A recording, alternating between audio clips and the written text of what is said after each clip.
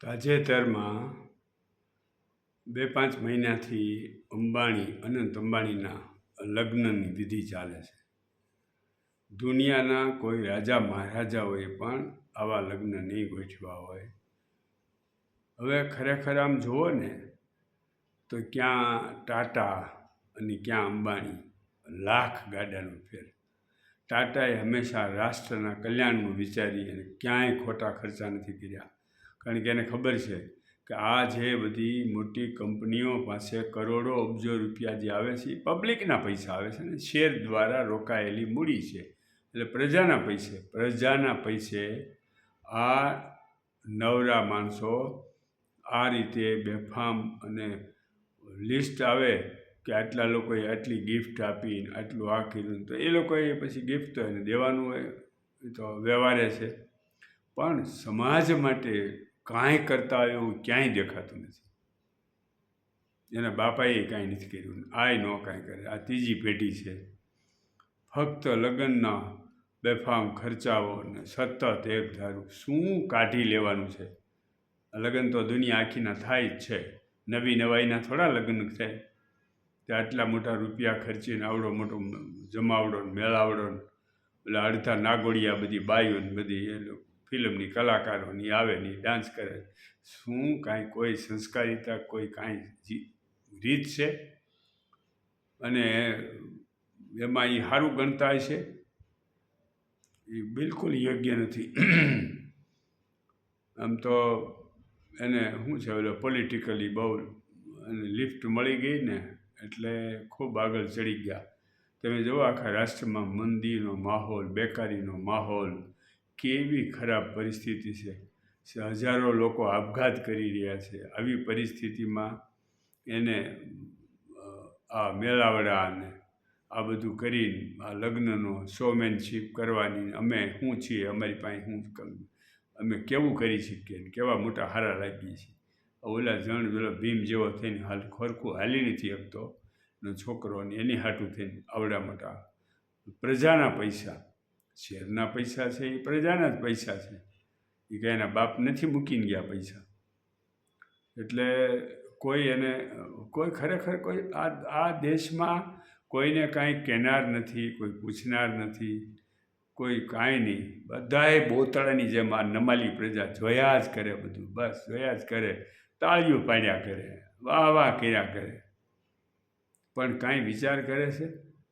એ કોઈ કંપની ઉઠી જાય શેર માર્કેટમાં, બિચારા કરોડો રૂપિયામાં લોકો નાહી નાખે છે.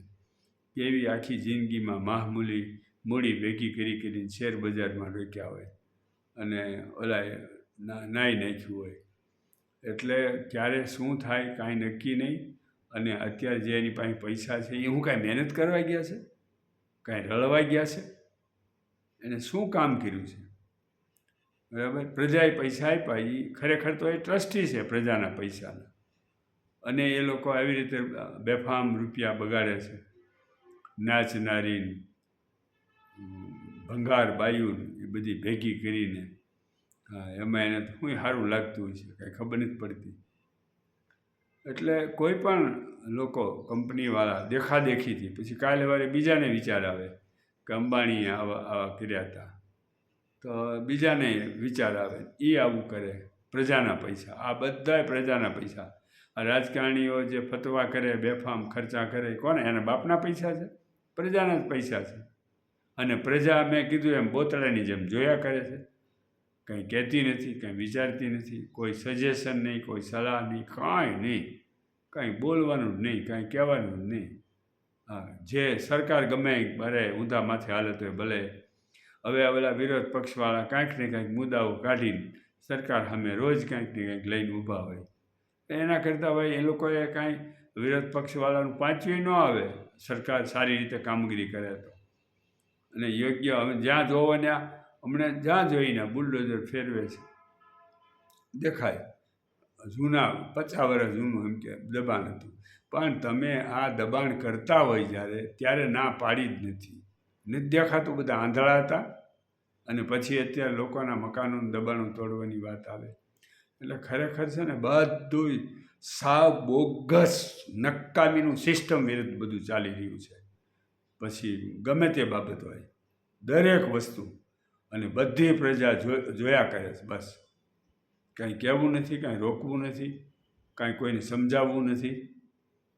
આવી દિશા તમને બધી આખા દેશના ખાડે લઈ જવાના. યાદ રાખજો, બધા દુઃખી થઈ જવાના. રોજ આટલા બધા આપઘાતો, આટલા બધા માણસોના મોત. આ શું કાંઈ સારી વસ્તુ છે? આ બધા હું શોખના આપઘાત કરે છે? આ પછી સરકારની બાબત હોય કે વ્યાજવાટાની બાબત હોય કે ખાનગી ગમે એ બાબત હોય, હા એ ક્યાં એને રોકવાનું નથી? બધું આમનામ આખા ફેમિલી આપઘાત કરે, કુટુંબના એટલા આપઘાત કરી મરી ગયા બધા. કેવી દિશા કહેવાય! આવું તો કોઈ દી નહોતું જોયું, કદી નહોતું આવું. અગાઉના આઝાદી કે 500-1000 વર્ષમાં કદી નહોતું. રાજાશાહી હતી તોય ભલે, અંગ્રેજો હતા તોય ભલે, કદી આવું નહોતું.